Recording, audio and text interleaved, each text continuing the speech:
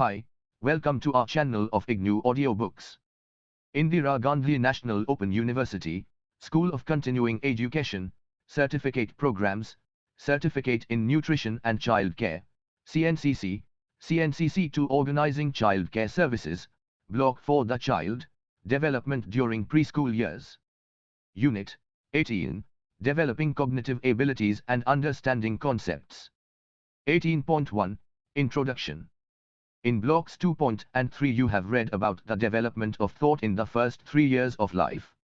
As you know, according to Piaget, the development of thinking abilities progresses through 4 stages: the sensory-motor stage, the pro-operational stage, the concrete operational stage and the stage of formal operations.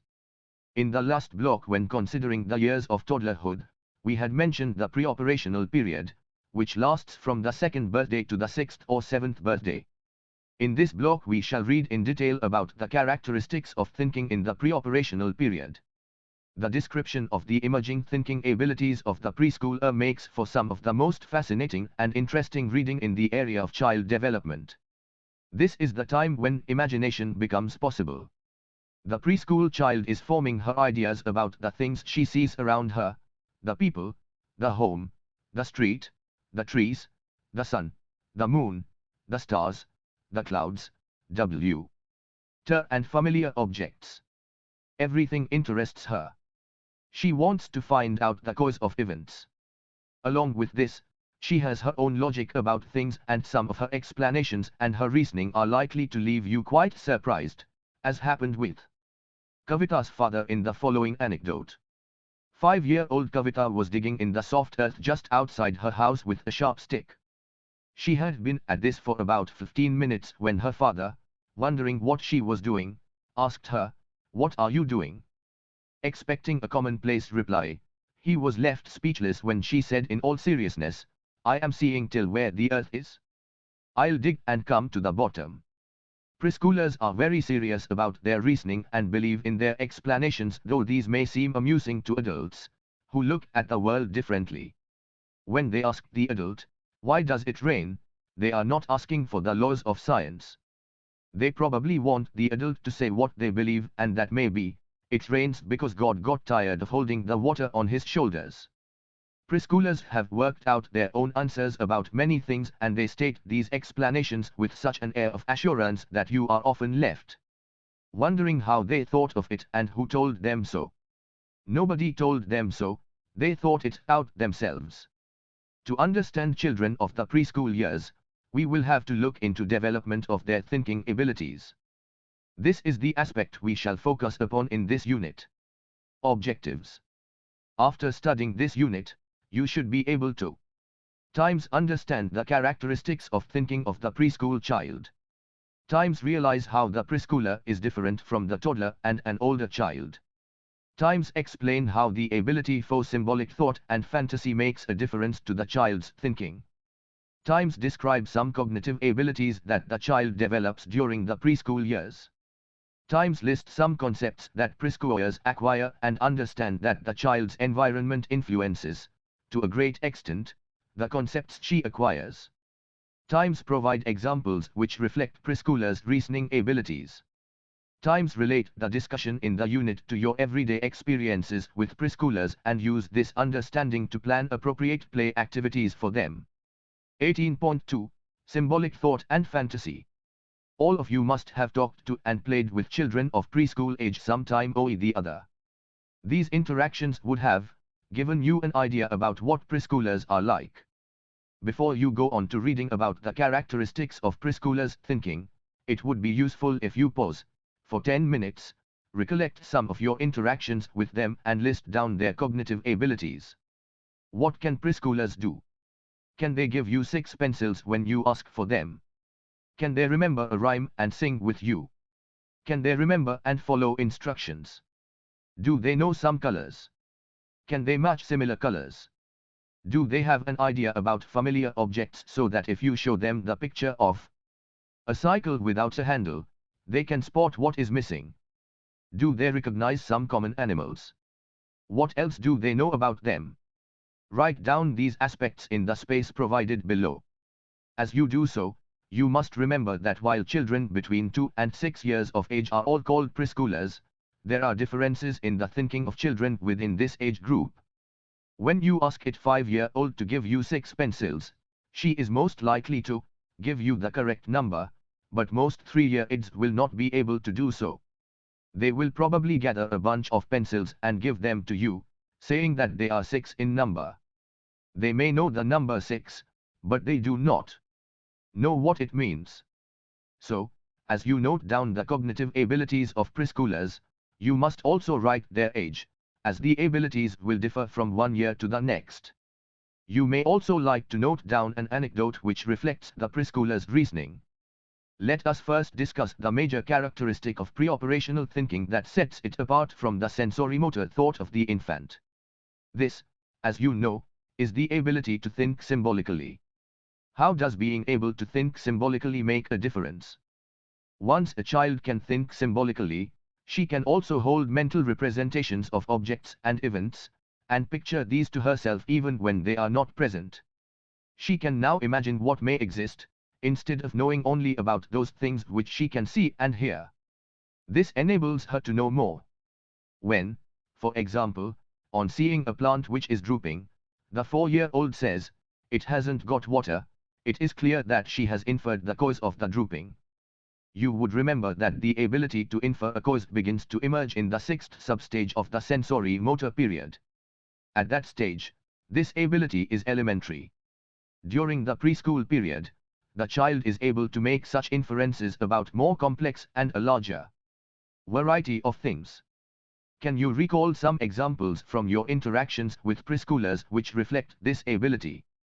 Learning language and drawing are other indicators which show that the child is thinking symbolically. In fact, language is the most widely used means of symbolic thinking. The child says her first word around the first birthday and, between the period of 1 and 2 years, acquires about 100 words. At 2 years of age, mental representation and symbolic thinking becomes established, and thereafter, children acquire words at a rapid rate. We will not talk in detail about this aspect here, since the next unit is wholly on language development during preschool years. You will read about children's drawing in the subsequent blocks. Fantasy, another evidence of symbolic thinking, makes pre-operational thought different from sensory-motor thought. Preschoolers' world is full of fantasies and their make-believe reflects the richness of their imagination. Let us consider this aspect in detail. Fantasy and imagination, you know that during the sensory-motor period, the infant plays by manipulating objects. She pulls a string to make the toy monkey move or she beats the drum to make a sound. The element of imagination in play is added towards the end of the sensory-motor period. In the beginning of the preschool years, pretend games are simple. As the child's ability to imagine develops, these games become more detailed. 2.5-year-old Total, while playing with a stick, begins to move it on the ground. When her sister asks her what she is doing, she says, "Doggy walk." In contrast, 4-year-old Pinku's make-believe is more elaborate. He ties a string to a paper and runs, holding it away from his body. He pretends that the paper is a bird following him. In a make-believe chase, he pretends to hide behind a hill, and crouches low on the floor, so that the bird does not reach him. He also reverses roles and makes other variations in the game. You would have seen preschoolers pretending to be mothers, fathers, grandfathers, shopkeepers, night watchmen or farmers. Preschoolers also narrate imaginary situations, stories to others. This is another aspect of make-believe. You may have heard some children doing so. Animals, birds and children are preschoolers' favorite themes during such narrations. While playing with a friend, a 5-year-old began narrating an encounter, imaginary of course, with a lion in the jungle. He described why he went to the jungle, how he met a lion there, the conversation and the fight they had, and how he emerged the victor. The other child, not to be outdone, began speaking about his meeting with another lion, who he claimed was more powerful than the first child's lion, and how he defeated this lion. In this manner the stories continued, with both the children by turn adding frightening details, so as to seem more brave than the other. Some preschoolers also invent an imaginary playmate who has a definite appearance and character. This playmate may be a boy or girl, animal or bird, and accompanies them wherever they go. The child often carries on conversations and plays games with this playmate. In box 18.1 is a description of Shokak's play with his imaginary playmate. Box 18.1, Shokak's play with his imaginary playmate. When Shokak was 3.5 years old, his mother would sometimes hear him speaking to himself. After this happened 3 or 4 times, his mother asked him whom he was speaking to. He replied, "To my friend Govind." Since there was no one else, his mother asked, "Where is Govind?" The child said, "He is playing with me." The mother, understanding now that the child was pretending, asked him, "Where does he stay?" Shokak pointed to his chest and replied, "Here." Subsequently, while eating his food, Shokak would pretend that Govind was sitting opposite him. He would offer him a morsel, hold it for some time, ask him to eat, and would then put the morsel in his own mouth. He would also give Govind turns during play. He would push the toy car over to the side where Govind was supposed to be sitting and ask him to play with it. He would then go over to that side and begin playing with the car, pretending that he was Govind. After some time he would come back to his original position and say, "Govind, have you finished playing? Now give it to me."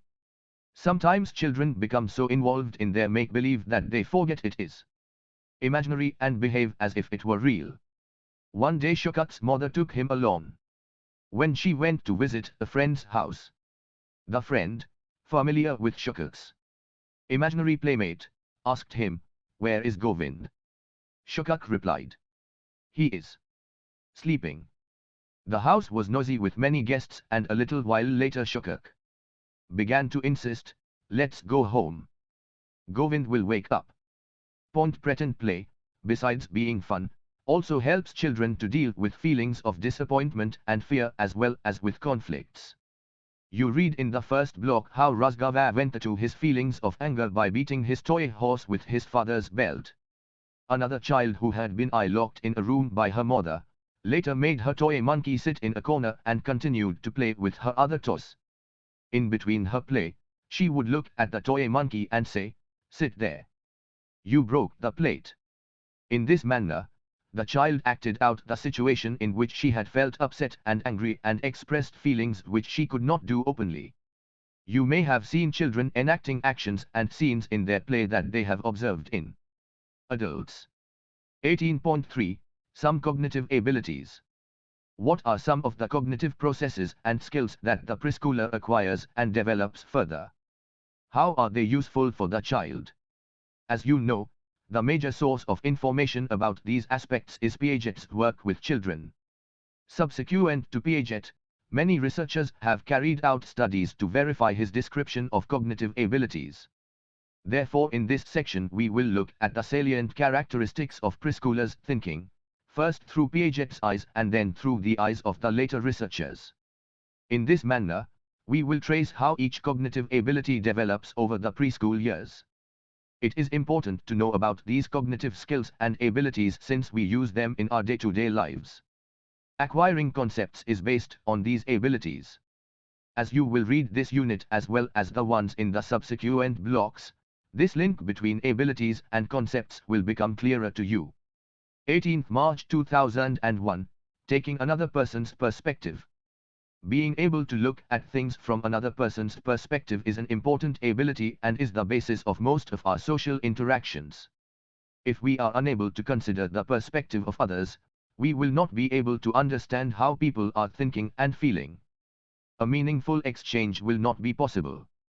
Piaget traced the development of this ability in children. He stated that preschool children look at things entirely from their own perspective, from their own frame of reference. Preschoolers feel that other people see, understand and interpret events and actions just as they do. They assume that others see, hear and feel about things just as they do. They think that whatever they can do, the others can. If they are feeling unhappy, so must be the others. If they close their eyes and cannot see something, they assume that others in the room cannot see it as well. Piaget called this quality of the child's thought egocentrism. He stated that preschoolers do not understand that another person can look at the same things in a different way and can arrive at different conclusions. An experiment on taking another's perspective. To demonstrate what he meant, Piaget carried out the following experiment with children between 4 and 11 years of age. In this experiment, a three-dimensional model of 3 mountains of varying heights and colors is placed on a table, surrounded by 4 chairs. The child is asked to walk around the table and see the mountains from each side. Then the child sits on one chair and a wooden doll is placed on another chair. The child is then given 10 photographs, each of which shows the mountains from a different view. The child is asked to pick out the picture that shows how the mountains appear to her. Most of the preschoolers are able to do this. Then the child is asked to pick out the picture that shows how the mountains must appear to the doll. It is here that differences can be seen among children. Very young preschoolers pick up any picture, which shows they have no idea about perspectives. Preschoolers a little older, around 5 years of age, hold out the picture that shows the mountains from their view and not from the doll's. This shows that they assume that the doll sees the mountains as they do. By 6 and 7 years of age, children begin to realize that the view of the mountains is different when seen from the doll's position, but they still cannot choose the right picture. They guess. They pick up one picture, then another and then yet another. By age 9, all children are consistently able to pick up the right picture. In Piaget's view, the child will be able to do this task correctly only when he understands that things can look different from another's perspective. Figuratively speaking, the child has to put herself in another person's shoes. Later research. Researchers who have carried out studies to verify Piaget's theory state that one of the reasons why preschoolers are unable to give the right answer on the above experiment is that it is too complicated for them. Secondly, it is also far removed from what children experience in their day-to-day lives. Researchers say that there are many instances in day-to-day lives which show that preschool children do understand how another person must be thinking and feeling. You have read in the earlier block that some 2- and 3-year-olds show empathy. This means that they are able to look at events from the other person's perspective and can understand what the person is feeling. That 4- and 5-year-olds speak shorter and simpler sentences when talking to infants and use baby talk, shows that they are aware that the infant will not be able to follow complex sentences. It has also been found that when the experimental situation is in some way related to preschoolers' real-life experiences, then their ability to consider the perspective of others becomes evident. In one of these later experiments, the researcher showed preschoolers a model of 2 policemen and a doll. The children were told that the doll had done something wrong and had to hide between the walls shown in the model in such a way so that the policeman cannot see it. This task, like the mountain experiment, requires the preschooler to imagine the situation. The child has to imagine herself in the place of the doll and find the corner where neither of the policemen can see it. However, unlike the mountain experiment, a majority of the children were able to do this successfully and hid the doll where the policeman could not see it. The reason for this, the researchers felt, was that this task was related to real life. In everyday life, children often do things which are forbidden and are aware of what must be done. Look at the screen for table content. In another experiment, researchers took a card, on one side of which was a picture of a dog and on the other side that of a cat. Preschool children were shown both sides of the card and then the card was held vertically between the child and the researcher, so that the researcher saw one animal and the child the other. When asked what animal the researcher was seeing, 3-year-olds were able to say that the researcher saw the animal other than one they were seeing. But if the task is made a little difficult and both the researcher and the child are asked to look at the same animal from different angles, then preschool children find it difficult to imagine that the researcher is seeing a different view. In such a case, they often give a wrong answer. It is not as if all subsequent research has disproved Piaget's theory that preschoolers are egocentric. Other experiments have shown that children of preschool age are limited to their own perspective. When asked to show a picture to the researcher who was facing them, preschoolers held it in such a position that they themselves could see it but not the researcher. When asked to show their fingernails, they held their hands up with their palms out and fingernails facing inwards towards themselves. So what does this contradictory evidence tell us about the preschool child's ability to take another person's perspective? In the final analysis, we can say that whether or not the child is able to take another's perspective depends upon the situation. There are individual differences as when. It is not as if the preschool child is completely egocentric.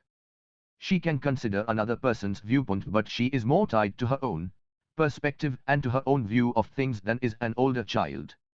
You are listening to this audiobook on Audio Learn IGNOU. 18th March 2002, Matching. 3 and 4-year-olds, when given a collection of objects in which only 2 objects are identical and the rest are different, can find the identical pair. Similarly, in an assortment where all objects are the same except one, they can spot the different one. This shows that they have the ability of matching. You could find out about preschoolers' matching abilities by designing a simple activity. Ask them to pick up leaves that are the same as each other from a collection of different leaves. If the child can match objects, it follows that she can discriminate between same and different and has these concepts. This ability to discriminate between same and different things is basic to many cognitive skills. It is also an important skill for literacy. The child must be able to discriminate between letters such as M and W, D and 0 and D and B, which tend to look similar. The basic concepts of same and different lead to discrimination. They also help the child to understand the concepts of similarity and difference. 18th March 2003, Identifying common relations. Preschool children can identify common properties or a relationship between 2 objects which are not identical. This ability is called identifying common relations. It differs from matching in that matching always involves finding identical pairs, while common relations involves a pair that is non-identical. They are pairs because they have something in common between them. They may be opposites like up and down, hot and cold, or they may be items that go together like shoes and socks, comb and hair, flowers and vases. They may also be cause and effect relationships like cloud and rain. Basically, what the child does when pairing objects in terms of a common relation between them is to answer the question: which 2 objects are related to each other in some way? In this ability, reasoning skills are involved. This ability develops over the preschoolers.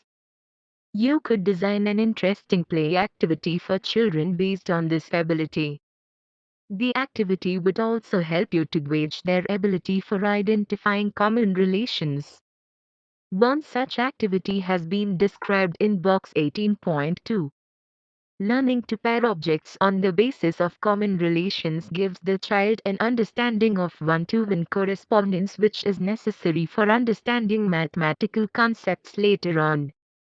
This ability is also basic to understanding more complex analogies at a later stage, such as knife is to vegetable as axe is to.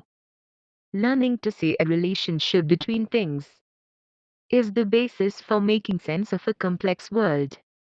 As the child sees common relations between pairs, she understands that there are diverse ways of relating objects, i.e., pairs can. Box 18.2 Play activity. Make cards, about 4 centimeters square, from thin cardboard, like covers of notebooks. 1. Each pair of cards draw 2 objects that have a relation between them. 4. Example, on one card you could draw a table and on another, a chair. In this way, you have a pair of cards ready. Make many pairs of cards.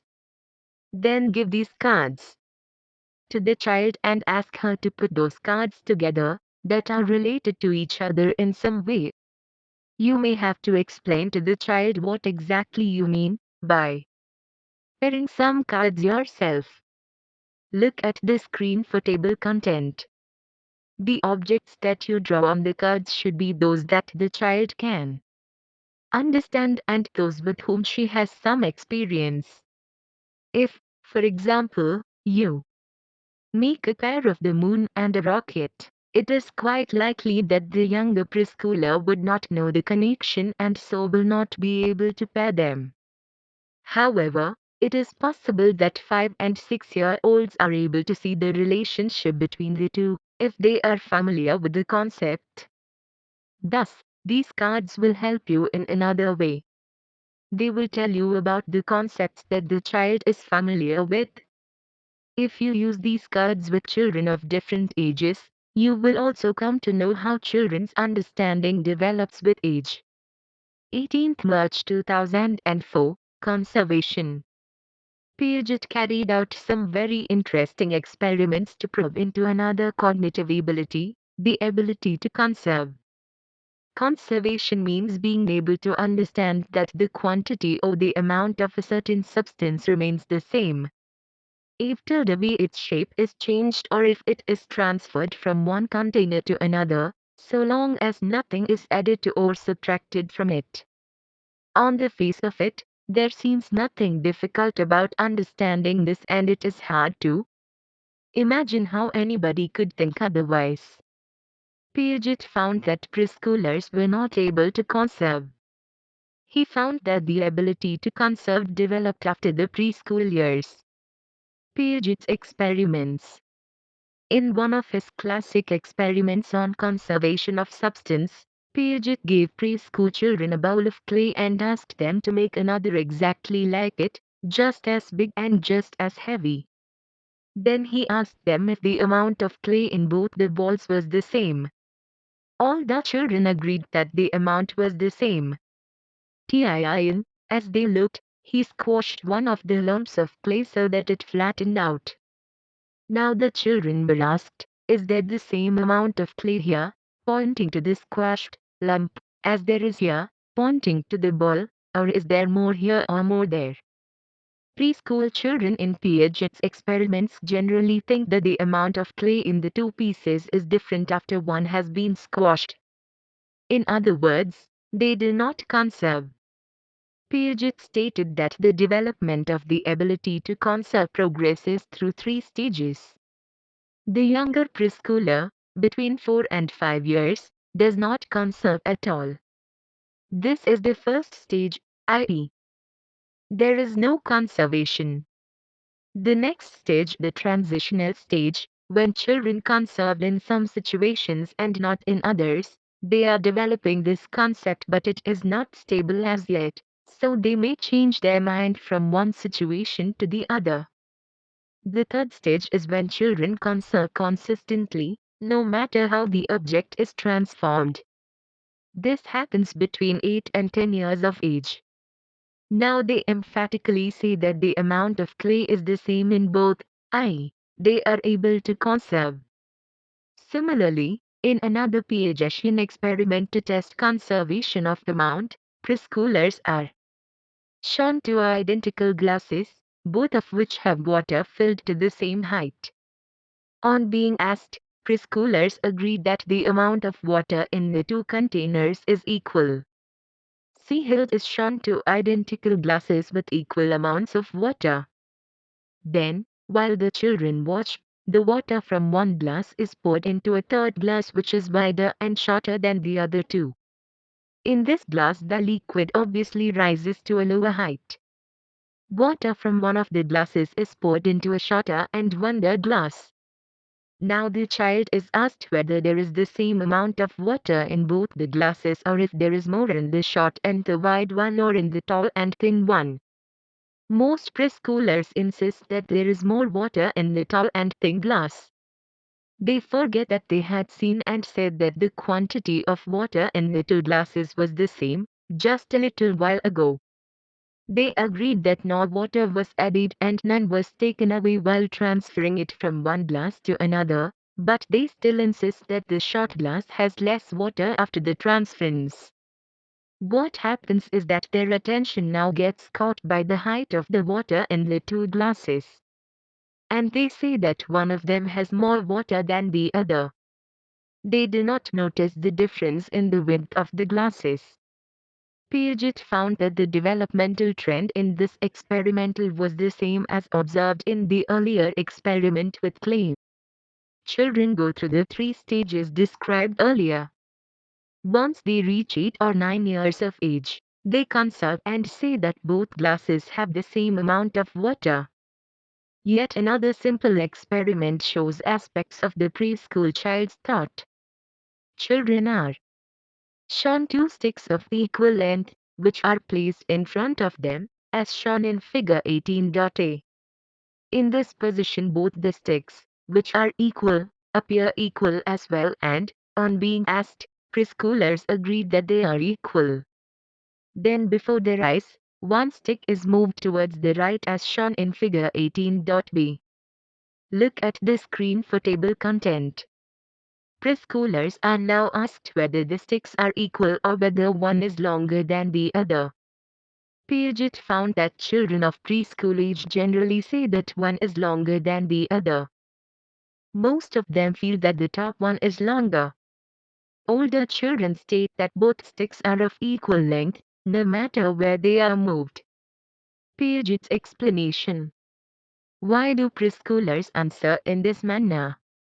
What is it about their thinking that prevents them from realizing that the amount of clay, the quantity of water and the length of the sticks remain the same? According to Piaget, the reasons are the following. One of the reasons is that preschoolers cannot reverse their thinking. They cannot mentally retrace the steps. For the child to conserve, she has to mentally pour the water back into the original glass or make the flattened piece of clay into a ball. In other words, she has to think back on what happened. But she is not able to do so. If she could, she would have understood that the low height of the water in the shot glass is compensated by its greater width. This reversibility of thinking is crucial for conservation and, according to Piaget, it comes when the child enters the next stage of development, i.e., the concrete operational period. You can see evidence of preschoolers thinking in many day-to-day situations. You may have had to intervene in an argument between two 5-year-olds, with each one insisting that the other has more sherbet because their glasses are different in shape, even though you poured exactly the same amount in each. In fact, many parents and teachers use identical cups and glasses for children to avoid similar fights. Another reason why preschool children do not conserve in the above experiments is because they have a tendency to center. Centering is one of the characteristics of pre-operational thinking. This means that the child pays attention to a single and striking feature of an object or an event and neglects all others. She focuses only on this one aspect. This distorts her reasoning. The preschooler finds it difficult to look at various features of an object simultaneously or look at different points of view at once, which would lead to a more sound reasoning. So in the experiment with water, the preschooler will either concentrate on the width of the two glasses and say that the wider one has more water, because it is wide, or else she will concentrate on the height of the water and say that the one in which the water rises to a greater height has more of it. What the child cannot do is to consider both the height and width together. Related to their tendency to center is their tendency to be dominated by their perceptions. Preschool children's thinking is dominated by what they see, and this sometimes prevents them from thinking logically. They will agree with you that the amount of clay was equal in the two lumps before one was flattened, and that nothing was added or taken away, yet later believe that one has more clay than the other because this is how it appears to their eyes. Later research.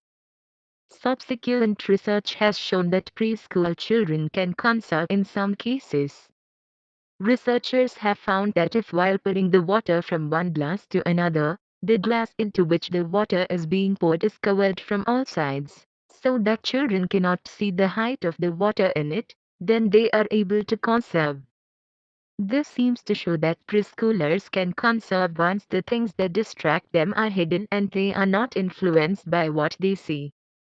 Interestingly, once the glass is visible again, many preschoolers change their judgment of equality and say that there is more water in one of them. This finding shows that they had conserved momentarily, only under special conditions. They do not have a stable concept of conservation which would prevent them from changing their opinion under any circumstances. Recent research has also shown that if the situation is one with which the child is familiar, the preschool child conserves consistently. Children belonging to families where pottery is the means of livelihood have experiences with transforming the clay into various shapes.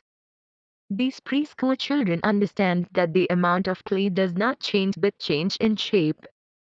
Tialwani have acquired conservation in this particular aspect.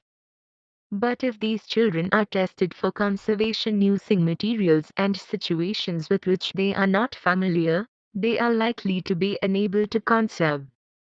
Similarly, a 5-year-old girl, whose task it is to bring water from the nearby well every day, will not believe that as one pours water from one container to another, the water increases or decreases in amount.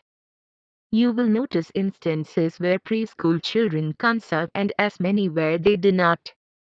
What can we then conclude about the child's ability to conserve? Write your comments in the following space and check with the description that follows. In conclusion, we can say that preschoolers show conservation only under special conditions, when there are no distractions and when the situation is familiar.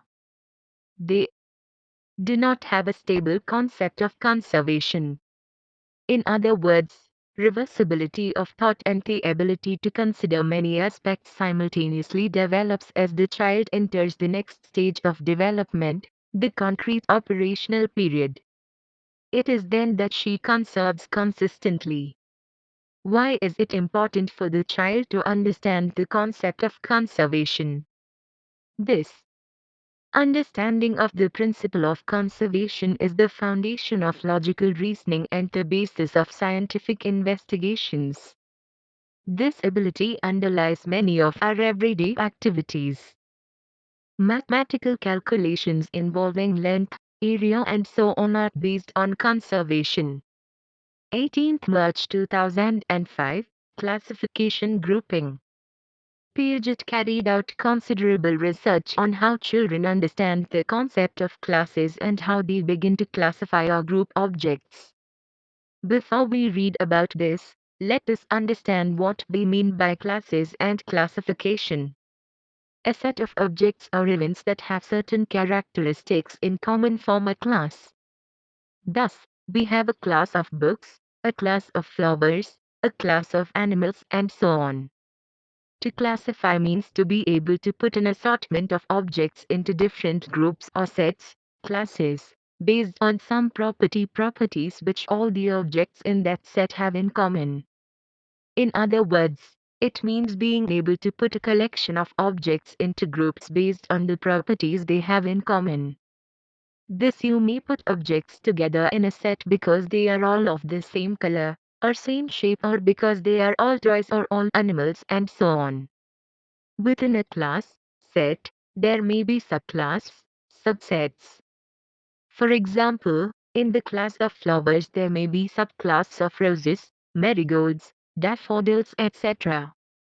This means that the subclass, rose, has the same characteristics as does the class, flowers, but it also has some more specific characteristics that distinguish it from other flowers.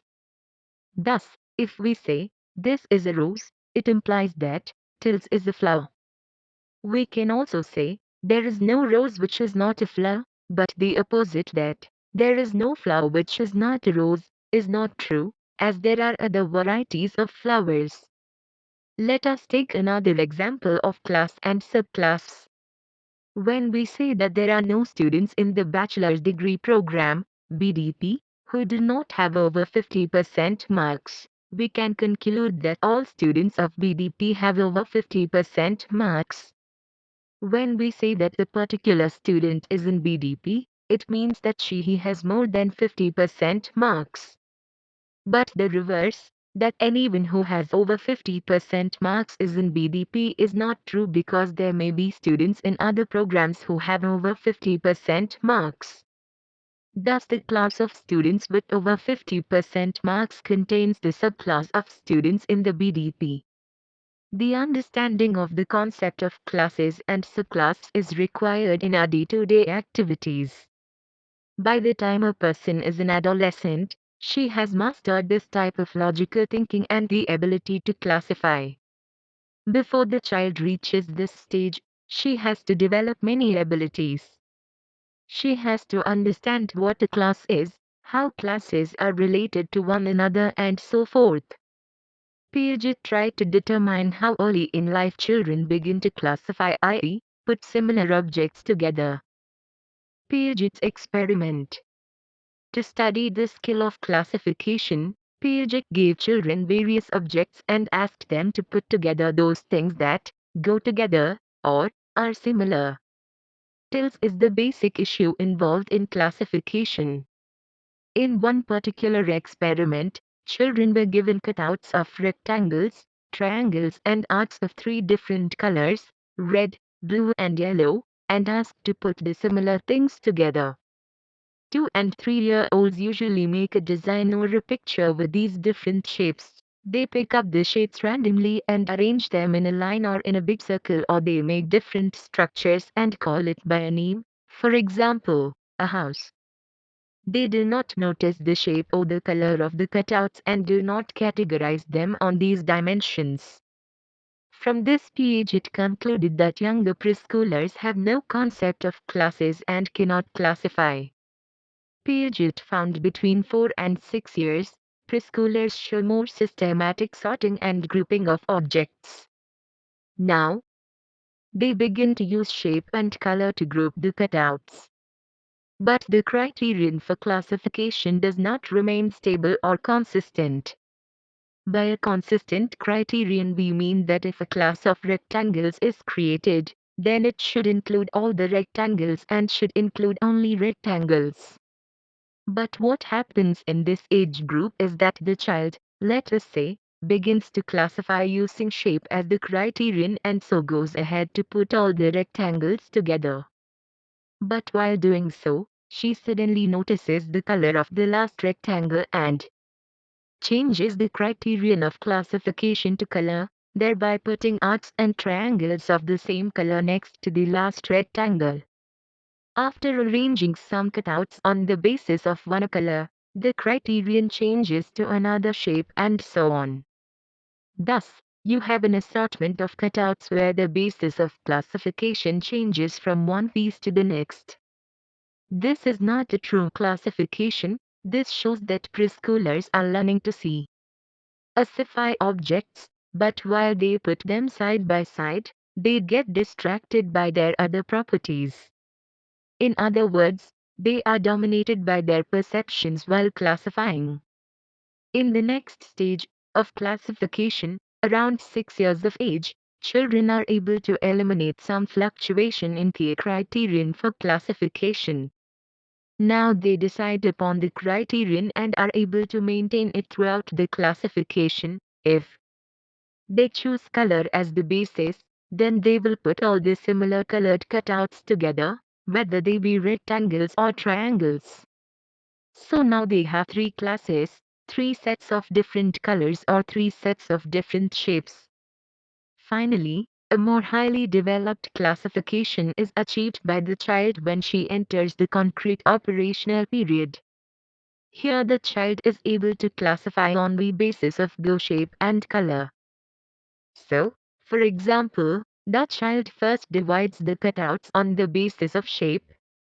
Then, since within each shape there are cutouts of different colors, She subdivides the class of rectangles into subclasses of rectangles of different colors. Recent research. Let us look at what recent research on preschoolers' ability to classify has shown. It has been found that if the task is made simple and you make it clear to the preschooler what you want, preschoolers are able to classify better than Piaget thought. One researcher working with 3- and 4-year-olds designed her experiment in the following manner. She got together some picture cutouts of animals, food and furniture as well as a puppet. She told the children that the puppet really liked pictures of food. These preschoolers were then given all the pictures and asked to put the ones that the puppet would like in one container and the ones the puppet would not like in another. When asked to categorize in this manner, i.e., when the instructions were clear to the preschoolers and when they had clues about what had to be done, the preschoolers were able to classify their separated pictures on the basis of food and non-food categories, or furniture and non-furniture categories, depending upon what was asked. In everyday life as well, preschoolers show many instances of classification, grouping. As they separate vegetables and fruits, they are grouping. When they put red-colored beads on one side and blue ones on the other, they are grouping. As they hand you all the sweet-tasting things and keep the salty ones themselves, they are showing classification skills. To a younger preschooler, the adult needs to state the criterion for grouping and they are able to do the task. For example, when the adult says, "Give all the red beads to me," the child is able to manage the task. The older preschooler is able to do this classification herself without any prompting, where groups differ on only one criterion. But when groups differ on more than one basis, even the older preschooler finds it difficult to classify unless she is helped. What do we then conclude about the classification skills of the preschooler? It seems that preschoolers have some basic understanding that certain things go together. If the classification task is a simple one and preschoolers have grasped what is to be done, they are able to do it successfully. However, the fact that they need to be prompted and need clues for classifying and they are not able to classify objects successfully each time shows that they have not fully grasped the principle behind the classification. This will develop during the years of middle childhood and adolescence. How is the ability to classify different from the ability to match or the ability to identify common relations? Classification requires the child to be able to identify what several items have in common. In other words, the child has to find out which objects in the group belong together. In classification, the child has to deal with a group of objects rather than just a pair, as in common relations. Classification is also different from matching because here none of the items may be exactly the same. In matching, the items to be matched are always exactly the same. As you would have understood, classification requires the child to discriminate, reason, analyze and select. Being able to group is an important ability which the children must master as it is the basis for common situations. If you think about it, you will find that most of our daily activities require us to categorize and classify. Being able to classify is a prerequisite to acquiring a concept of number and other mathematical concepts. The ability to classify underlies most science and social science concepts. This ability tells the child that there is more than one way of viewing objects. 18.3.6 Seriation.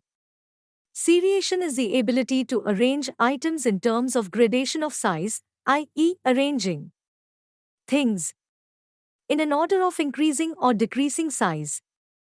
For example, when 5 sticks are placed in an order of size, shortest to longest, then they have been arranged in a series. Underlying the ability to seriate is the understanding of concepts of big, bigger, biggest, short, shorter, shortest, and so on. While putting objects in a series, the child has to answer the question, times what comes next. A child will be considered to have understood seriation if she can place the items correctly in order of size, put additional items into the series, and correct errors. Piaget's experiment. To test the preschooler's ability to senate, Piaget used 10 sticks of differing lengths and asked children to put them in the correct order of size. Preschoolers are generally not able to do this task. They begin by picking a stick and then selecting the next bigger one. They are able to put 2 or 3 sticks in the correct order, after which errors come in. Piaget found that children could serrate correctly and consistently after they entered the concrete operational stage. Recent research. However, recent research which has been carried out, making simple modifications in Piaget's method, have given different results. Current research has been done using 4 sticks instead of 10, and it was found that most 3 and 4-year-olds could put the sticks in the correct order and could insert new sticks in the correct place. This means that preschoolers can senate, but 10 sticks are far too many for them to handle. Just as in the case of other abilities underscore. Taking another's view, classification, and conservation, recent research seems to bring out the picture of the preschool child as more skillful. The ability to seriate is at the heart of most mathematical concepts and helps the child learn the relationship between quantities. This ability helps in developing the concept of number. 18.3.7 Understanding cause and effect relationships. The ability to understand cause-effect relationships lies at the root of all scientific investigations. An understanding of cause and effect conveys to the child that there is an order in things. As the preschooler understands cause and effect relationships, she also knows that she can act upon objects and make things happen. This understanding is the basis for generating hypotheses and predicting results. The many examples you have read in the earlier blocks would have brought out that preschoolers can reason and determine the possible effects of events. As you read the unit, you will come across more examples that reflect this ability. Preschoolers are also developing reasoning skills, as you may have gathered from your reading till now. We have talked about this cognitive ability in a separate section towards the end of the unit, as the sections that follow now would give you some more idea about their reasoning skills. Before we go on further with the discussion on cognitive development during the preschool years, let us consolidate what we have learnt till now. What does all this information tell us about the preschool child? It is clear that when the situation is simple, distractions are removed and clues are provided, preschool children are able to take another person's perspective, conserve amount and quantity in some situations, and do simple classification and seriation tasks. This brings out a picture of the preschoolers as one who is more able and skillful than Piaget suggested. On the other hand, Piaget has made a major contribution by showing that preschoolers think differently from older children and adults. Viewing the above points in another very simple points towards the difference in thinking. A person who has grasped the essential concepts of classification, conservation, and others should be able to do these tasks under any situation, whatever may be the apparent distractions. Such a person then solves the problem consistently, based on principles. But preschoolers are not consistent, and neither do they seem to have grasped the underlying principle, even in cases when they do the task successfully. This will be acquired during later years. Just how differently the preschooler looks at the world as compared to a younger or an older child is brought out in the following section. 18.4 Animism. Why do you think tile sun sets in the evening? While you collect your thoughts to give an explanation, Bano, a 4-year-old, is prompt and has no doubts that tile sun sets because it has got tired and wants to go to bed, or that the moon is hiding behind the clouds because it feels cold. Do you remember preschooler's explanation about rain, described in the earlier part of the unit? Preschoolers believe that all things are living and that they have intentions and feelings just as we do. Everything is living: the stones, the bridge, the road, the clouds, the sun, the moon, the table, and the pencil. They feel that the stone will get hurt and feel pain if you kick it, and the bridge gets tired entire night because so many things move over it during the day. For them, the ball rolls down the ground because it wants to. They will cry if tiled doll's plate is lost because now the doll cannot eat, and how can it go to sleep if it is hungry? One child would sit very gently on a chair, and this was noticed by his teacher, who found it very unusual, given his usual boisterous manner. One day the teacher asked him the reason for this. The child replied, "The chair will get hurt if I sit hard on it." Preschoolers believe that everything has life. Piaget called this quality of their thought animism.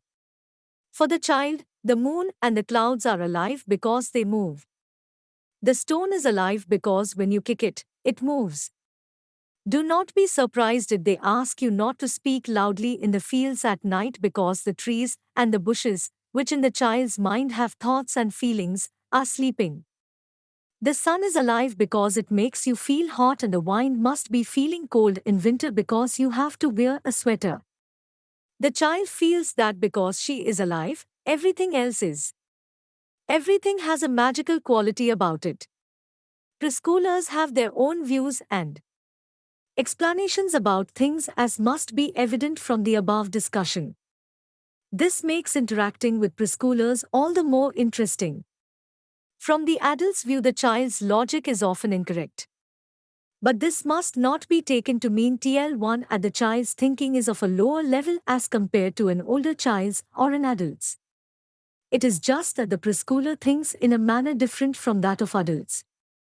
From your interaction with preschoolers, you perhaps remember some incident or conversation which reflects the child's belief in animism. Make a note of it in the space provided below. If you observe preschoolers, you will find many similar instances which reflect their mental abilities. Why don't you write down these instances in sentences like the above, and when you meet other learners at the study center, ask them what abilities your situations reflect. If you exchange views in this manner, you will come to know of many incidents which show preschoolers developing abilities. 18.5 Acquiring concepts. At this time, the preschool child is learning many new concepts and increasing her store of information. From your reading till now, you would have understood that she is forming ideas about things and events, air, water, plants, trees, stars, festivals, colors, numbers, and so forth. The following example will bring out how the child's understanding develops over a period of time. On a windless day, a 5-year-old preschooler remarked, "Today there is no wind. There is only a little air to breathe." For this child, wind is what blows, and when it does not blow, he calls it air. Some ideas of preschoolers correspond to adult notions, and some are their own reasoning about things. Concepts of objects like dog, house, chair, tree, bus, flowers, and so forth are acquired relatively early. The abstract concepts of number, shape, size, and so forth are acquired more slowly. As you will read this section, you will understand that the skills and abilities described in the earlier section are the basis for acquiring these concepts. You are listening to this audiobook on Audio Learn IGNOU. 18.5.1 Concept of Number. Ask 3-year-olds to count aloud. Almost all of them are likely to begin proudly with 1, 2, 3, and then confidently go on to say 5, 6, 9, 10. Ask them to repeat again, and you will hear a different version altogether. They begin correctly with 1, 2, and probably 3, but then some numbers will be missed in the sequence and some will be counted out of place. If you ask 3-year-olds to pick up one subject, they will do so correctly, and they are most likely to be able to pick up 2 objects when asked to do so. But ask them to pick up 5 pebbles, and most of them will not be able to pick up the correct number, the amount varying each time. Between 4 and 5 years of age, children can recite numbers correctly from 1 to 10, and those who have been taught can also recite number names beyond. But this does not mean that they actually have a concept of all these. numbers or can count. What do we understand by being able to count and having a concept of number? Reflect upon the following situation before you answer. Minnie, 4 years old, could recite numbers from 1 to 20 in the correct sequence. On one occasion, her grandmother asked her to get 12 buttons from the heap of buttons lying in the drawer. Minnie counted till 12 as she picked up the buttons and handed them over. Her grandmother counted the buttons. They were 7 in all. She asked Minnie to check whether she had really given her 12 buttons. Minnie counted again and said, "No, they are 15. Do you think Minnie knows how to count? Remember, she can recite number names in correct sequence from 1 to 20. B. Why do you think Minnie could not pick up 12 buttons correctly? Having reflected on these questions, try out the following activity with a 4-year-old child in your family or neighborhood. First, make sure that the child knows number names up to 10 at least and can recite them in the correct sequence. Then place 10 pebbles in front of the child and ask him/her to count them aloud while touching the pebbles with his/her finger. You may need to show the child what you mean, but once he/she begins counting, do not interrupt. Watch carefully as the child counts and record your observations as per the following questions. A. Did the child count one or more pebbles more than once? B. Did the child leave out any pebble? C. Did the child say a number without touching a pebble? D. Did the child zero on saying number names even after he/she had touched all the pebbles? If the answers to all the questions are negative, then it is most likely that the child can count up to 10. If the answer to any question is positive, then there is a likelihood that the child does not know how to count. What this brings out is that being able to recite number names is not the same as being able to count. Being able to recite numbers means that the child has a good memory. On the other hand, being able to count means that the child is moving towards building a concept of number. Minnie, in the situation described above, cannot count even though she knows the number names in the correct sequence. While counting, she is making one or more of the following mistakes: counting a button more than once, leaving out a button while counting, saying a number name without touching a button, or continuing saying number names even after all the buttons have been touched. Let us describe the processes that we carry out when we count. And, to do so, nothing could be better than counting for yourself the number of purple beads in a bag full of different colored beads. Yes, why not actually do so, and reflect upon what you did? It would be interesting to note down your thoughts and compare them with the discussion that follows. Times to begin with. WC. Identify the beads that we have to count. We are able to do so because we know that the purple ones match in color. Times. Having visually identified the beads that we have to count, we separate the purple ones from the rest, i.e., we group the beads into 2 sets, purple and non-purple. Times. Then we put the purple beads in a suitable arrangement for counting. Perhaps we lay them out in a row, or arrange them in a circle, or put them in groups of 2 beads each, so that we wouldn't leave any out or count any of them twice. Times. Next, in order to count, we must know as many number names as the number of beads, at least. Not only this, we must know them in the sequence of 1, 2, 3, 4. This involves the understanding that each number name denotes a quantity which is one more than the quantity denoted by the previous number name. In other words, this involves some understanding of the concept of seriation. Times. We touch one bead, actually or mentally, as we say each name. We touch each bead only once and leave no bead ouched. This means that we pair one bead with one name. In other words, we set up a one-to-one correspondence. While counting, we are also grouping the beads into 2 sets, those that have been counted and those that have yet to be counted. Times. As we touch the last bead, we say a certain number. Let us say that we had 10 beads, so we shall say 10. Then we shall say that we have 10 beads. This means that a label, i.e., the number name 10, which we associated with the last bead bus changed its role and is now used to describe all the purple beads that were counted. So the number name 10 has been used in two ways. We carried out 6 different processes before we could count the number of beads.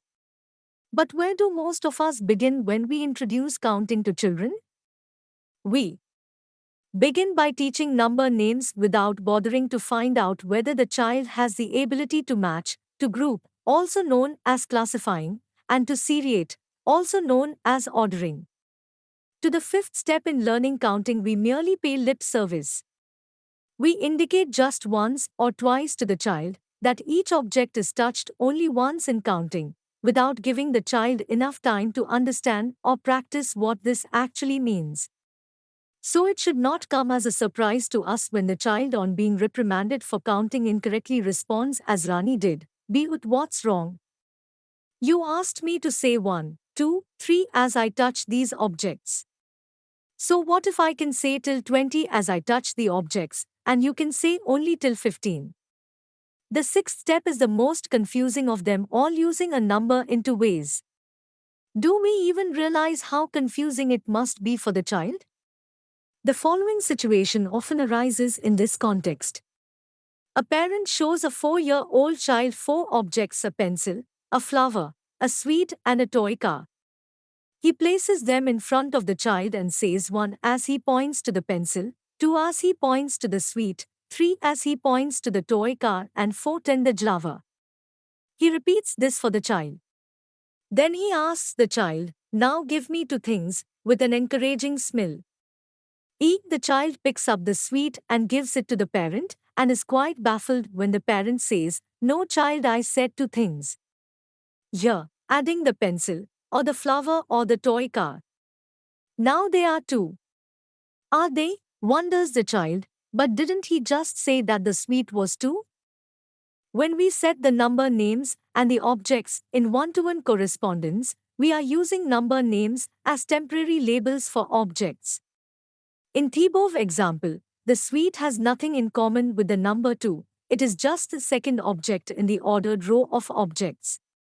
But when we say "give me 2 things," we should have mentally dissociated the label 2 from the sweet and reassociated it with any 2 things. The reason why we have discussed these aspects in detail is to bring out the fact that the emphasis in many preschoolers on memorization of number names is misplaced and, instead of helping children build a concept of number, is likely to leave them confused. Children need to develop abilities of matching, grouping, scripting, and being able to set up one-to-one correspondence before they can count. These abilities have also been referred to as pre-number concepts, i.e., concepts children need to develop before can acquire a concept of number. How can you help children develop these pre-number concepts? We have some suggestions in Unit 23 of the next block. Thus, to form a concept of number, the child must understand the following. Firstly, the child has to learn that the number 1 always signifies 1 item, number 2 signifies 2 items, and so forth. In other words, she has to learn that every number signifies a certain quantity, and that this remains style same in all contexts. Secondly, she has to understand one-to-one correspondence. She must know the correct sequence of numbers. Finally, she must grasp conservation of number, i.e., tile concept that the number of objects remains the same even if they are grouped differently. For example, if there are 5 flowers, their number remains the same whether they are clustered together or spread out. A different arrangement of objects does not change their number. One-to-one correspondence. We have just read that a common reason why the younger preschoolers are not able to give the exact number of objects as asked is because they have not understood one-to-one correspondence. They count 1 object twice or 2 objects as 1, thus making an error. Piaget and later researchers have conducted many experiments to find out how much understanding of one-to-one correspondence as well as conservation of number develops in children. One such experiment carried out with children between 4 and 7 years of age is as follows. A row of objects, for example a row of glasses, is placed in front of the child and she is asked to pick up glasses from a nearby pile and make a row that corresponds to tile existing one. To do this, the child has keep one glass in front of each glass in the earlier row. The younger preschoolers make the new row as long as the existing one without paying any attention that the number of glasses in this row should be the same as in the earlier one. They just concentrate on the space occupied by the objects. Look at the screen for table content. If the row which has less glasses is made to look longer than the second row, by spacing the glasses further apart in it, they feel that this row has more glasses than the second row. This means they do not have an idea of one-to-one correspondence. Look at the screen for table content. In the second stage in the understanding of one-to-one correspondence, children arrange the glasses in one-to-one correspondence. They place one glass opposite each glass of the earlier row. So they reproduce the exact number of objects in the second row without counting. When asked if there are equal number of objects in both rows, they agree that they are equal. In everyday situations, you can see numerous examples where children display the ability to understand one-to-one correspondence. They distribute one sweet to each child, place one book in front of each, and make one dress each for each of their dolls. But that these children have not completely understood the concept of number is seen by the fact that if the above correspondence of glasses is altered, so that the glasses in one row are clustered together and the other row is left as such, children change their mind and say that one of these rows has more glasses. In other words, their thinking at this stage is influenced by what they see and they change their mind, just as they did with clay or water.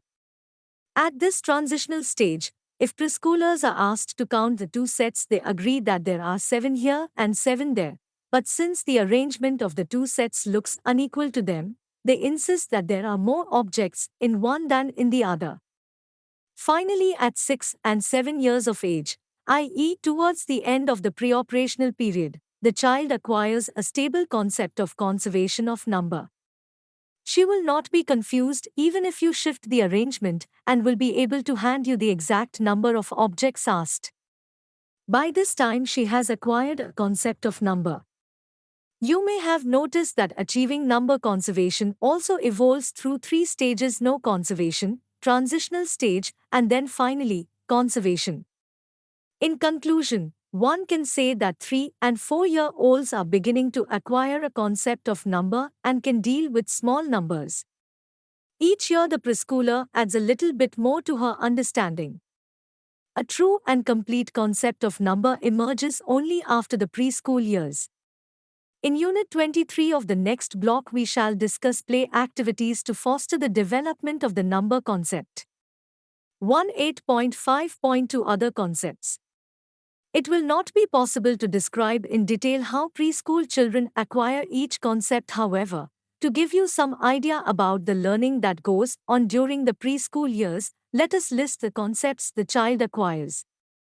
Before we do so, it is important to emphasize that children learn by doing, which means that they develop a concept of those things and events which they have experienced. A child living in a remote village who has not seen a bus will not be able to understand what you mean by it. Similarly, a child living in a city who has never seen a field will not be able to grasp the concept fully. If this child has been made to memorize information like crops grow in fields, she may be able to answer you when you ask her a question, but she will not have a clear understanding of it. This means that the concepts children acquire will depend on their ecological setting and the things they come in contact with. At this point, it would be fruitful for you to refer to the section on the socio-cultural context of childhood in Unit 1. Let us now list some of the concepts children mostly acquire during the preschool period. Some of these are universal. Children will acquire these in whatever situation they are. Others are more specific to the environment children live in. All preschoolers will have experiences with things that are heavy or light in weight, tall or short in height, narrow or wide, thick or thin, fast or slow in movement, light or dark in color, and they develop a concept of these. Given two or three objects, they can, for example, pick out the heavier one, the shorter one, and so on.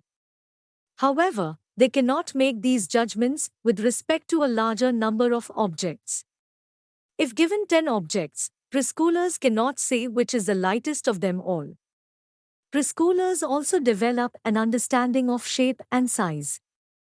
Through the understanding of words like through, under, over, and above, the concept of space is acquired. They form their ideas about hot, cold, plants, flowers, trees, day, night, seasons, and festival. As children see animals and birds, and handle fruits and vegetables, they form concepts about them. People interest children greatly. Through interactions with them, children learn about relationships. They also form an idea about people in different types of occupation: the farmer, the fruit seller, the doctor, the policeman, the carpenter, and so on. In the blocks that follow, we will talk in detail about the kind of play activities that you can organize to foster the understanding of these concepts. The concept of time in all its dimensions is a difficult thing for the preschooler to grasp. Time, as we know it in terms of months and years, does not have much meaning for the preschooler, even for the 6-year-old. 3- and 4-year-olds can refer to and talk about the immediate past. They will relate to you what transpired between them and their friends some time ago. Some 4-year-olds can talk about the events of the day before, particularly if they were important to them. They can talk about and refer to the immediate future, but with less confidence, because they have not experienced it. They can talk about the future in relation to a present or a past event, as when they say, "Next time, I will eat the apple," or "When you come to my house next time, I will show you my new toy." 5- and 6-year-olds can comprehend and talk about a longer time period. They can vividly recall events that took place a month or two ago, particularly if they are meaningful for them. Preschoolers do not grasp short stretches of time, like minutes. They understand morning, evening, and night. The concept of time also involves understanding how events occur in time and being able to sequence them. For example, given 3 pictures of a person which show her through different stages of life: child, young person, old person, the child should be able to arrange them in a series. Similarly, when given 3 pictures of a plant from the time the seed was sown to when a small stem emerged and later when the leaves grew, the child should be able to arrange them in the correct order of events. This requires the understanding that people and things change with time, that these changes are orderly, and that they occur one after the other. Preschoolers are able to grasp these sequences. They also begin to understand changes within a shorter time span, as when you ask them what they do before they go to have their bath, what preparations their mother makes before she cooks the food, and so on. When narrating a story to the child, when you ask her, "What do you think will happen next?" you are asking the child to state the next logical event, i.e., you are asking her to state events as they occur in time. Preschool children are able to do so, and this ability improves with age. This shows that they understand that there is an order to things and all things exist in time. 18.6 The emerging reasoning skill. Preschoolers are filled with curiosity and wonder about the things around them and have a burning desire to learn. In the process of finding out about things, they develop a wide variety of cognitive skills. We have talked about some of these in section 18.3. In this section, we will read about another cognitive S13LL, the reasoning skills of preschoolers. The examples described in this unit would have given you a glimpse of preschoolers' reasoning skills. Let us read about this in detail. Preschoolers learn about things around them in the course of their conversation, activities, and interaction with others. Playing in the garden, the child sees a grasshopper. Excited, as she has not seen this insect before, she calls out to her elder sister, and this leads to a conversation about what it is, where it lives, and what it eats. But this conversation does more than just answer her questions and give her facts. It stimulates her to think for herself as well. As the preschool heiress imagination is roused, she wants to know why it has such long legs. With such long legs, can it climb a tree faster than me? She wonders. Preschool children can reason about everyday problems, giving you a number of alternative possibilities, some of which may bring a smile to your face. On a hot day, if you are unable to think of how to cool the slide for the children to play, just ask them. When some children were asked this question, they replied, pour water on it, melt ice on it. Besides these effective strategies, one child said, I will blow air on the slide and cool it like I cool milk. Times this may not be a practical solution, but it shows that she is thinking of possibilities. And it is not important that every time the child suggests a strategy, it should be a useful one. The point is that she is trying to apply what she has learnt in one situation to another. It is in such ways that children learn. They talk about ice lead one preschooler in the group to suggest mischievously, let's tie ice on our feet and slide from one place to another. This shows that not only are preschoolers gathering information, but they are also using this information to suggest creative solutions. 4 and 5-year OIDs enjoy thinking about funny and imaginary degree tie-ins. For instance, what if we all could live on trees? What if we had tails? Equally, they give you relevant answers to more serious questions. How can we keep the dog warm? How can we make this plant grow? When the chart paper is not sticking to the wall, what else can we do?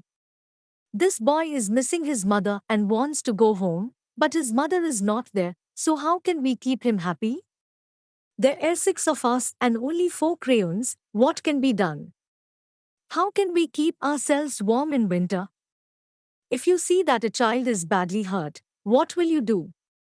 Why do you think the cold water became hot in the sun? Children's answers to these questions will tell you that they are trying to understand events that happen around and are organizing their information and arriving at some conclusions. In other words, they are acquiring and developing problem-solving skills.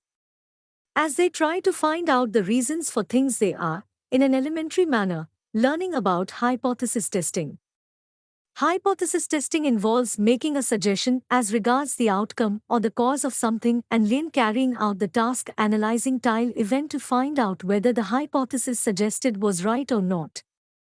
We display this skill in our day-to-day lives as we predict whether or not it will rain, as we analyze what will be the effect of a certain development on the political situation in the country, as we modify our child-rearing practices because the ones we are using are not proving to be effective. Let us understand how preschoolers' activities involve hypothesis testing. Chandu, 6 years old, was playing with a parachute made by his sister using a small pebble and a square piece of paper. The parachute was to be thrown upwards with as much force as possible and, on its way down, it would open up. While his sister could do this, Chandu could not throw the parachute with much force, jar it to reach a substantial height. He tried twice repeatedly and was unsuccessful each time. He then threw away the parachute and sat on the floor 011 the verge of tears. He had been sitting thus for some time, when all of a sudden he grabbed the parachute, went to the terrace and threw the parachute down, giving a whoop of delight as it opened up during its fall. It is clear that the child had thought of a solution and then gone ahead to see whether it would work or not. This is an elementary form of hypothesis testing. You would know that hypothesis testing is a scientific method of inquiry.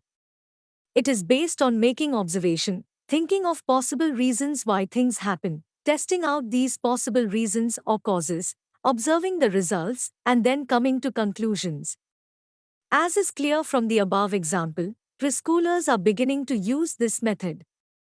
You would have seen many instances when children try out their ideas. The following is another situation which shows how they do this. A group of preschoolers was engaged in painting using watercolors when one of them suggested, "Let us mix some colors and see what happens." No sooner had he said this that all the children abandoned the original painting and started mixing different colors, exclaiming with surprise and joy as new colors emerged. Their play continued like this for some time. In this way, try not only sharpened their skills of hypothesis testing but also discovered another fact that when colors are mixed, a new color is formed. The purpose of quoting these examples is to bring out the thinking abilities of the preschoolers and show how through everyday experiences, their reasoning skills develop and their store of factual information grows. Children often ask, "What would happen if?" "What made that happen?" and then link these explanations with what they already know. In this way, their understanding of cause and effect also grows. To the preschooler, anything that is big is powerful. They associate power with size. Raju, around 5 years old, was watching a line of ants crossing the veranda. He was stamping upon the ants and killing them and encouraging his 2.5-year-old brother to do the same. Not a desirable situation, but nonetheless it occurred. In the line of ants came a big ant. The child, on seeing it, looked scared and said to his younger brother, "Chintu, let's run. This is a big ant, it will bite us." A person who in the preschoolers I can do something out of the ordinary is sure to win her admiration. Bharati's grandmother, having lost all her teeth, had dentures fitted. While sleeping in the night, she would remove her dentures. Bharati saw her doing this one day. Not understanding what was actually involved, she was absolutely stunned to see this. She tried to remove her teeth and was obviously unsuccessful. Some days later, Bharati's father got into an argument with her grandmother. Bharati, who thought that her father was fighting with her grandmother, felt that it was necessary to caution him. She said, "Baba, don't fight with Dadi, grandmother. She is very powerful. You know she can take out her teeth when she wants to and put them back in again." When reasoning is not logical. Preschoolers' reasoning capacities are getting better day by day, as is clear from the preceding discussion. But while there are many instances where they display logical and consistent thinking, there are as many where they display quite the opposite. Consider a few examples. Piaget's daughter did not have her afternoon nap and so announced, "I have not had my nap, so it isn't afternoon." In another case, a child who went to sleep during the day woke up and said, "It is night because I went to sleep." These children have an understanding that some things go together, like the nap and the afternoon, but they get the relationship between them wrong. They see two things happening at the same time and assume that one is the cause of the other. In the above examples, the children had thought that the nap had caused the afternoon and the night, respectively. Preschoolers often focus on superficial aspects and link up to thoughts even though they have no actual relation to one another. This desire to link things often leads to hilarious situations, as the following examples show. Salma was about 5 years old when her grandmother came to visit them. Around the same time, the guava tree in their house had begun to bear fruits, but they were not yet ripe. It would take another month for them to become ripe and edible.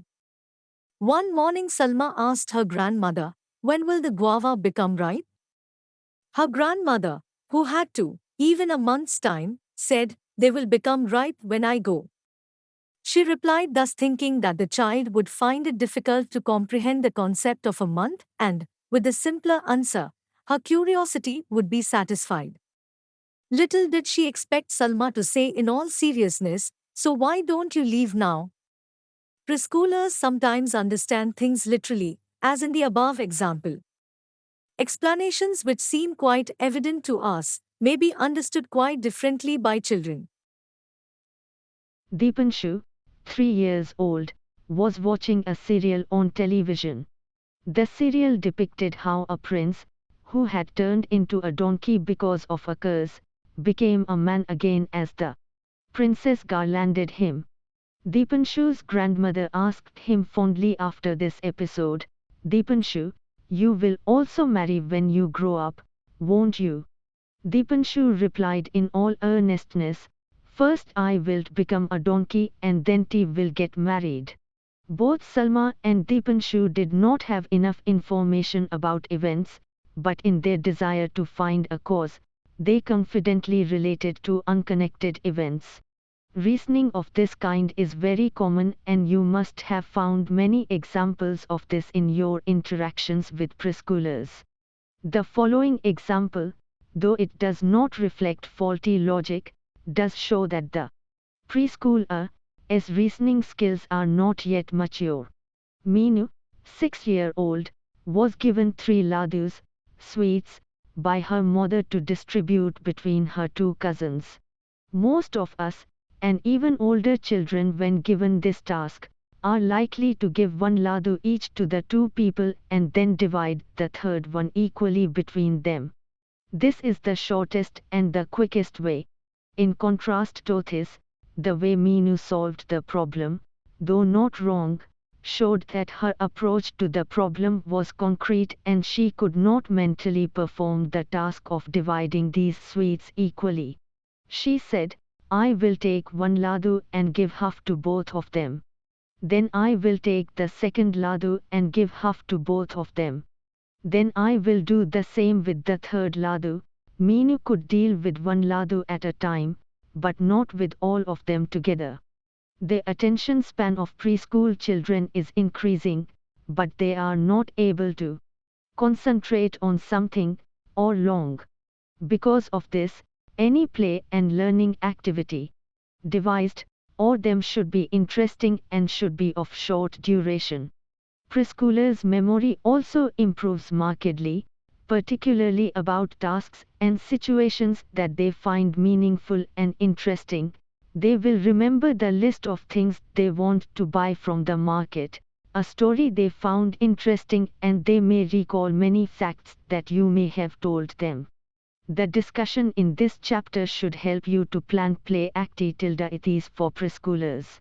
The play activities should be such that they foster and enhance the various abilities described in the text. The description of children's reasoning skills will also give you an idea about what you can expect from the preschoolers and how to devise appropriate play activities.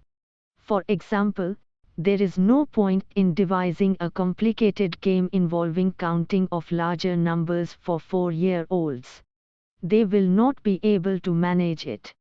The play activities should begin from the level at which the child is and then build upon it, so that the child's ability is enhanced gradually. The play activities should strengthen children's concepts of same different, long short, tall short, thin wide, fast slow, light dark, as well as the numerous other concepts that the children are acquiring in their day-to-day lives. For the purpose of this course, the discussion on the development of cognitive abilities of the child concludes here.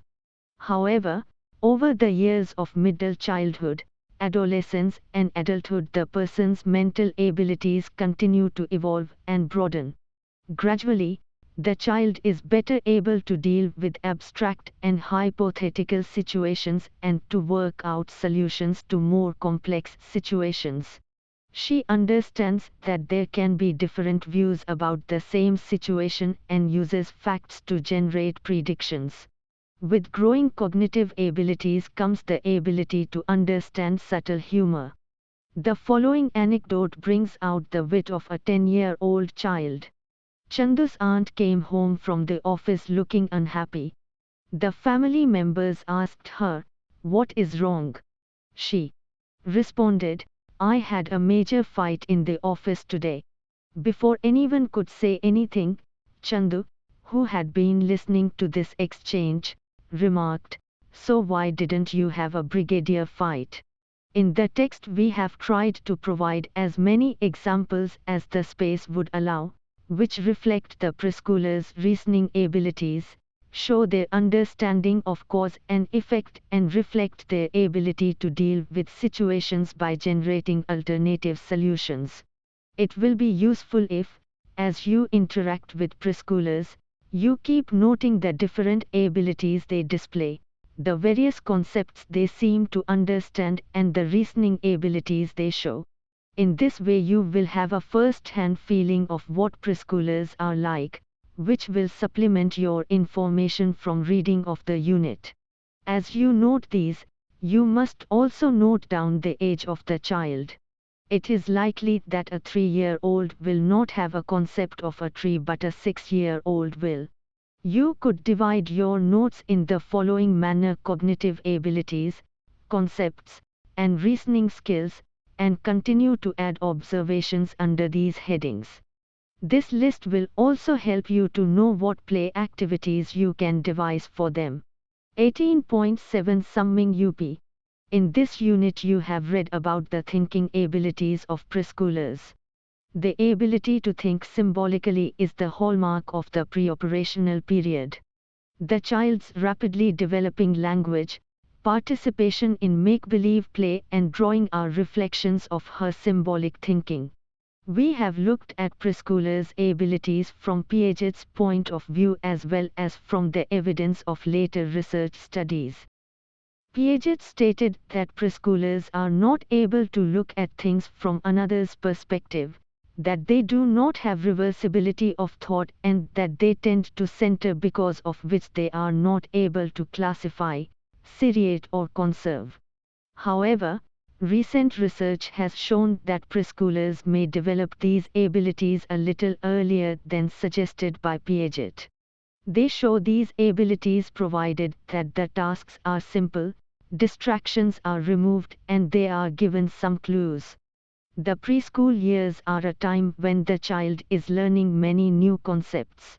She learns about everyday happenings and things she sees around her. Understanding abstract concepts of number, time, space, and so forth is more difficult, but nonetheless the preschooler makes some headway in these. A complete understanding of these concepts evolves during middle childhood years and adolescence. The preschool years see the child sharpening her reasoning skills. The child tries to find out the cause of things. The foundations of problem solving, hypothesis testing, and scientific temper are laid now, as the child makes observations and collects information. The preschooler also has the ability of matching and identifying common relations. While on one hand preschoolers seem logical, there are many instances when their reasoning is quite the opposite. Their belief in animism reflects the magical quality of their world. Sometimes in their effort to provide a reason for everything, they link up to unconnected events, which make for some hilarious moments. The discussion in this unit will help you to understand the thinking of children, which will enable you to organize play activities for them. Thank you for watching. We will see you in the next video with the next chapter.